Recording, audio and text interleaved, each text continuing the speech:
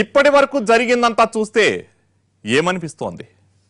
కుటుంబ సమస్యలు, డబ్బు పరమైన విషయాలు కరుణాకర్ స్వేచ్ఛను హరించాయి. ఇటు ఇంట్లో వాళ్లకు నచ్చ చెప్పుకోలేక, అటు తన తమ్ముణ్ణి డబ్బు గురించి గట్టిగా అడగలేక సతమతమయ్యాడు. ఇంతలో రోడ్డు ప్రమాదం ఏకంగా ప్రాణాలే తీసేసింది. ఇక్కడే ఓ ట్విస్ట్ ఈ కేసును మలుపు తిప్పింది.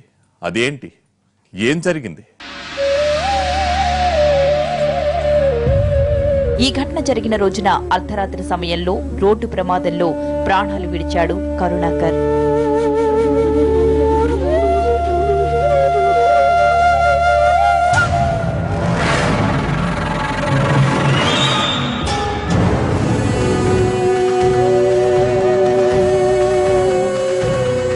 రోడ్డు ప్రమాదంపై పోలీసులకు సమాచారం అందింది.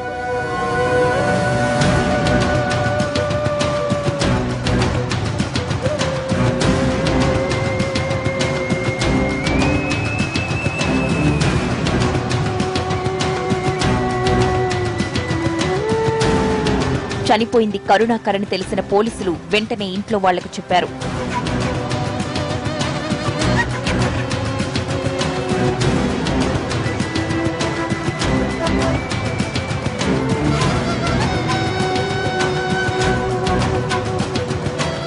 కరుణాకర్ మరణం ఆ కుటుంబాన్ని కన్నీటి పాలు చేసింది.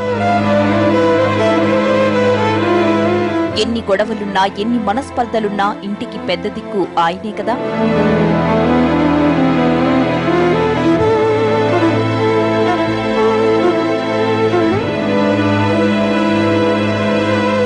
ఆయన లేడన్న వార్త వాళ్లను తీవ్రంగా కలిచివేసింది.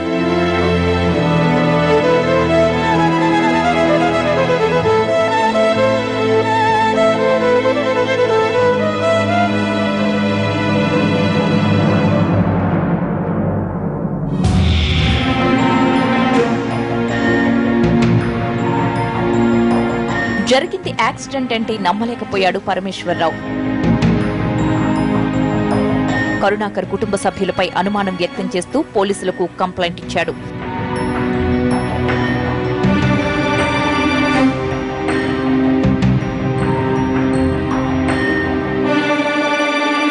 పరమేశ్వరరావు కంప్లైంట్ ఆధారంగా ఎంక్వైరీ చేసిన పోలీసులు ముందుగా కరుణాకర్ ఇంటి నుంచి వెలగలేరు దగ్గర రోడ్డు ప్రమాదం జరిగిన ప్రదేశం వరకు దారిలో ఉన్న అన్ని సీసీటీవీల ఫుటేజ్ ను చెక్ చేశారు. ఈ ఫుటేజ్ లో కొత్త విషయం తెలిసింది. అర్ధరాత్రి వేళ కరుణాకర్ కారు ఇంటి నుంచి వెలగలేరు వైపు వెళుతున్నట్లు కనిపించింది. దాంతో ఏదో జరిగిందన్న అనుమానం కలిగింది పోలీసులకు.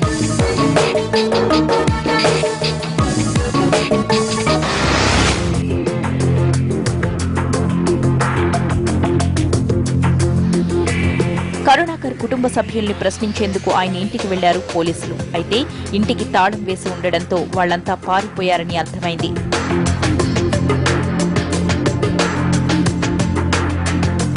కరుణాకర్ కుటుంబ సభ్యుల సెల్ ఫోన్లను ట్రాక్ చేసిన పోలీసులు వాళ్లు ఓ హోటల్లో ఉన్నట్లు గుర్తించారు.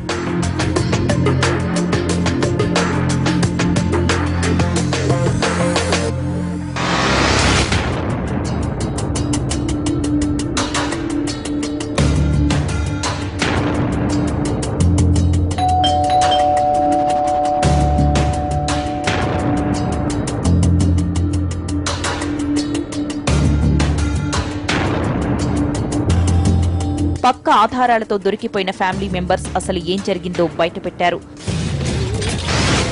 నా తమ్ముడు వివేక్ ని బాబాయ్ కొట్టడంతో ఇంట్లో అందరూ సీరియస్ గా ఉన్నాం. రాత్రి నాన్న ఇంటికి రాగానే ముగ్గురం కలిసి జరిగింది నాన్నకు చెప్పాం. నాన్న పెద్దగా పట్టించుకోలేదు. పైగా తమ్ముడేదో తప్పు చేసుంటాడని, అందుకే బాబాయ్ కొట్టాడని అన్నాడు. అమ్మకి బాగా కోపం వచ్చింది. నాన్నపై తిరగబడింది. వెంటనే వెళ్లి మాకివ్వాల్సిన 20 లక్షలు తీసుకురమ్మంది. రాత్రివేళ వెళ్లి అడిగితే ఏం బాగుంటుంది అన్న నాన్న తెల్లారి వెళతానన్నారు. అందుకు అమ్మ ఒప్పుకోలేదు. కోపంతో నాన్నని బలవంతంగా బయటకు తోసేసింది. డబ్బు తీసుకొస్తేనే ఇంట్లోకి రమ్మంది. ఆయన అమ్మ జుట్టు పట్టుకుని కొడుతుంటే మేమిద్దరం అడ్డుకోవాలని ట్రై చేశాం. నాన్న మమ్మల్ని వెనక్కి తోసేసి అమ్మ తల్ని గోడకేసి కొట్టాలని చూశారు. ఇంతలో నాకు క్రికెట్ బ్యాట్ దొరికింది. దాంతో నాన్న తలపై కొట్టాను.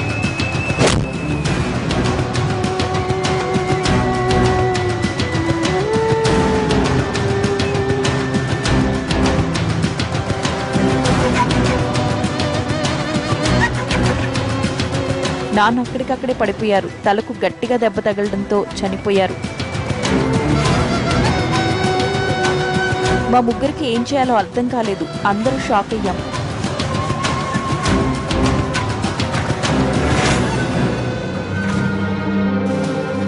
ఎవరికైనా తెలిస్తే అందరం జైలుకి వెళ్లాల్సి వస్తుంది కదా, అందుకే అప్పటికప్పుడే ఒక ప్లాన్ వేశాం.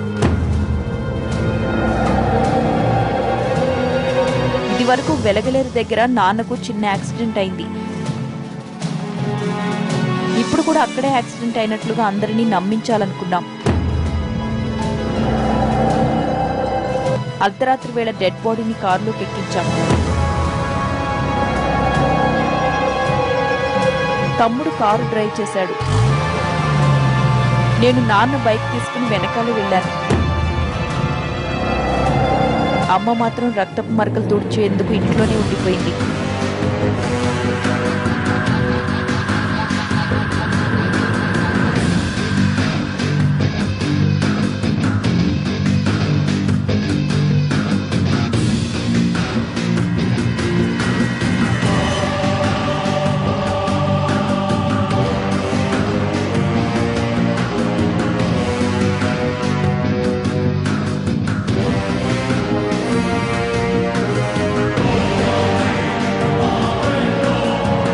రాత్రి 1 గంట టైంలో వెలగలేరు దగ్గర నాన్న శవాన్ని రోడ్డు పక్కన వదిలేశాం.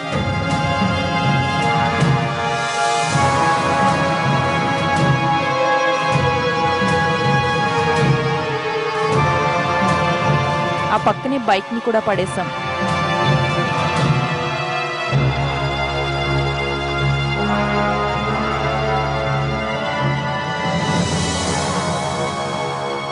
ఆవేశంలో హత్య చేసిన పద్మావతిని, సాక్ష్యాల్ని తారుమారు చేసేందుకు ప్రయత్నించిన గంగావతి, వివేక్ ను పోలీసులు అరెస్ట్ చేశారు.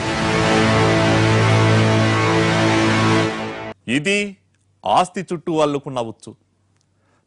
పొలంలా ఉన్నంతకాలం ఏ గొడవలు లేవు. ఆస్తి పంపకాలు జరగగానే వివాదాలు మొదలయ్యాయి. అవి నానాటికి పెరిగి చివరకు కరుణాకర్ ప్రాణాల మీదకు తెచ్చాయి. ఆవేశంలో తండ్రిని చంపి కూతురు సాధించిందేంటి? కూతురికి సహకరించి తల్లి తమ్ముడు పొందిందేంటి? వరుస తప్పులు వాళ్లను కటకటాల పాలు చేశాయి.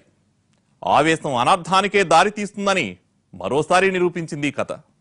ఇది ఇవాల్టి ఎపిసోడ్. నెక్స్ట్ టైం మరో వాస్తవ